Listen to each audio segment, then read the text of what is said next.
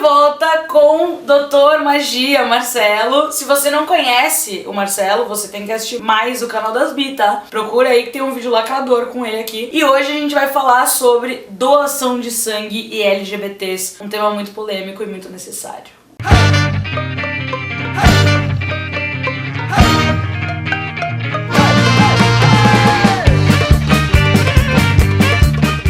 Afinal, LGBTs podem ou não podem doar sangue? Na questão de legislação, pode. Não é determinado que pessoas que não sejam cisgêneras ou pessoas que não sejam heterossexuais, que elas não podem doar sangue. O que acontece é que eles entram na questão da prática. E a prática está diretamente ligada à orientação e identidade de gênero. Na questão da doação de sangue é bem mais específico para o que eles chamam na saúde de homens que fazem sexo com homens. E aí eles entendem homens bem pela questão anatômica e não pela questão correta que seria de identidade de gênero. Homens que fazem sexo com homens para a saúde, para o sistema de saúde, eles são entendidos tanto como os homens cis quanto as mulheres trans. Sistema de saúde transfóbico. Sistema de saúde transfóbico. É. Então qual é a limitação? Qual é a pergunta que fazem? Você fez sexo com um homem nos últimos 12 meses?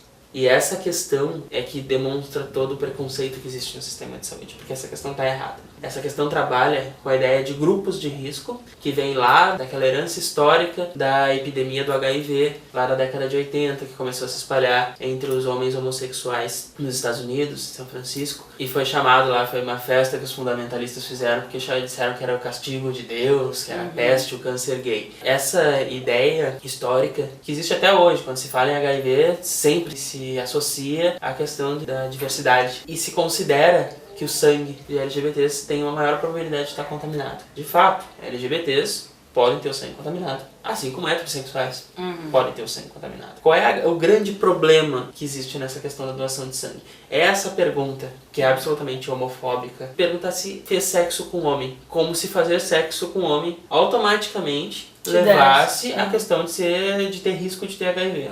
Esse é o erro do grupo de risco, porque, como eles gostam de dizer, os homens que fazem sexo com homens, que usem preservativo e tenham um comportamento seguro no sexo, tem menor probabilidade que mulheres heterossexuais que não tenham um comportamento seguro no sexo. Sim. A grande realidade, o sexo anal tem uma maior probabilidade de infecção. Como o sexo anal, a mucosa anal ela não é tão elástica quanto a mucosa vaginal, ela sofre mais lesões, sangra mais. Então o parceiro passivo, ele sempre tem maior probabilidade de se infectar. Só que se a pergunta fosse, você fez sexo anal desprotegido e fosse feita para mulheres também, estaria ok. A pergunta não é essa, a pergunta é, você fez sexo com homem?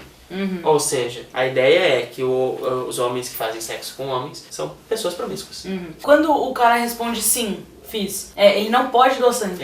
O sangue dele é desprezado, ele automaticamente é excluído da doação. Mas aí a pessoa fala, então tá bom, você não pode doar, e a pessoa vai embora? Isso. Que bom. E é uma impotência muito grande, porque é uma ação tão boa, uma coisa tão altruísta, tão humana, você tá lá pra querendo ajudar, sabe? Aí chega e fala assim, não, você não pode ajudar porque você é uma escória. É exatamente esse tratamento, inclusive, que o sistema de saúde, de um modo geral, e o SUS dão pra população LGBT um tratamento de cidadão de segunda categoria, que é o tratamento que os LGBTs recebem, não só no sistema de saúde, mas na sociedade de modo geral. Sim. Né? E isso faz com que para LGBTs seja muito difícil acessar o sistema de saúde nesse sentido, especialmente a população T, né? Porque existe uma deficiência na formação dos profissionais de saúde no Brasil que é absurda. Na questão da ciência humana, cadeiras que versem sobre sociologia, que consigam debater feminismo, que consigam debater diversidade, questões de raça-cor, são muito raras nos cursos da saúde e medicina principalmente. Eu tive um curso que versava sobre isso. Nossa. Então os profissionais não são preparados para lidar com isso. A população LGBT é de certa forma travada, porque ela sabe que quando ela expressa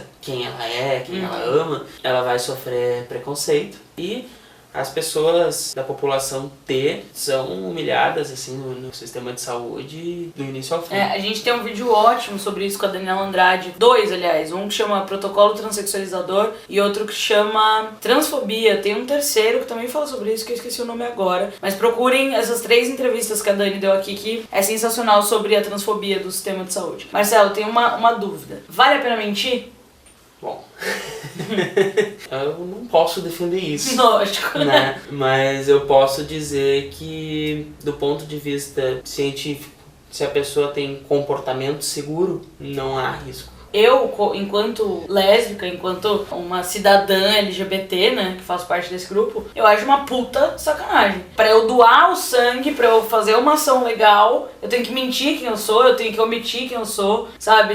Eu já escondi isso por tanto tempo na minha vida, meu amor, sabe? Que agora no armário não vou voltar pra armário nenhum. Então eu acho que é um tipo de violência, sabe? Claro. Você ter que mentir pra conseguir doar um sangue. É uma violência institucional. Toda a questão, eu sempre falo, é a pergunta, sabe? Se a pergunta fosse outra, ok. E pras mulheres, perguntam como? Não fazem. Essa pergunta ela existe para os homens. Não, mas tem uma coisa, você já teve relacionamentos homossexuais pras mulheres? Sim. Exatamente, eles entram nessa questão. Mas a questão é exatamente, não é se você teve comportamento inseguro, é se você teve relação com a pessoa do mesmo sexo. Isso, E da lésbica também é descartado? Das lésbicas não existe um protocolo específico. Então vai meio de lugar pra lugar. Tende a ser descartado.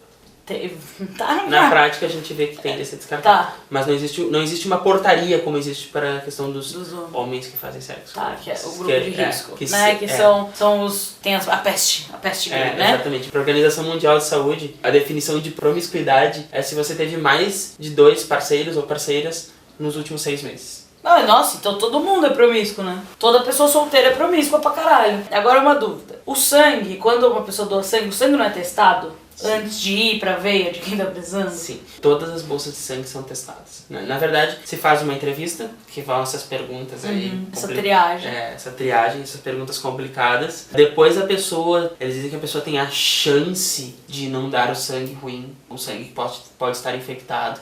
E eles não entram em questão específica de LGBT, mas eles falam que a pessoa tem a chance de não dar o sangue, que é quando ela preenche um questionário que é sim ou não. E a pergunta é, você acha que o seu sangue é seguro?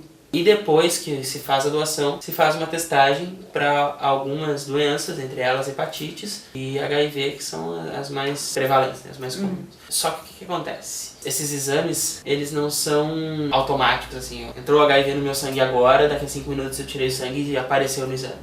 Eles são exames que têm uma coisa chamada janela imunológica. Janela imunológica é o tempo entre a infecção e o exame estar positivo. O que estava sendo usado aqui no Brasil para testagem de sangue, pro caso do HIV, tinha uma janela imunológica de 90 dias. Então, assim, eu poderia me infectar hoje com HIV, doar sangue amanhã, ou então doar sangue até em 45 dias, e só vão pegar como positivo em 90 dias. Também passa por utilizar testes que são mais caros, que o governo deveria assumir esse ônus por uma questão de saúde da população, e até, se fosse pensado do ponto de vista econômico, uma pessoa infectada para o sistema de saúde vai ser muito mais custo do que usar os testes mais caros, né? Então deveria se utilizar esses testes que são um pouquinho mais caros, mas que pegam uma janela imunológica muito menor. Entendi porque então que é para gastar menos dinheiro, tá?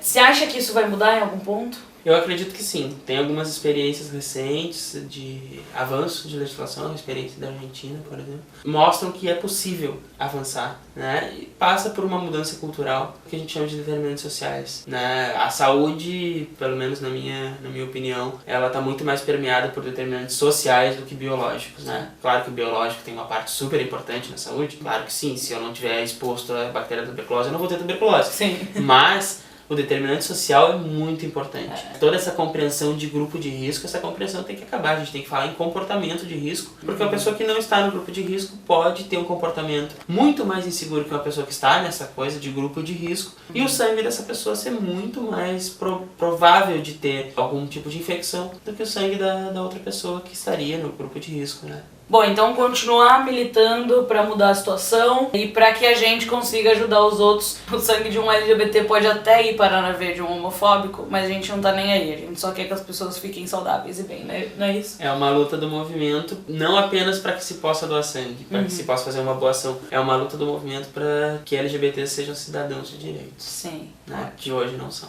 Maravilhoso. Gente, se você gostou desse papo, você curte, comenta o que você achou, se já doou sangue, você teve que mentir, como foi, conta a sua experiência pra gente. E principalmente se inscreva no canal das Bi pra mais vídeos como esse e pra assistir mais o nosso Doutor Magia, Dr. Marcelo.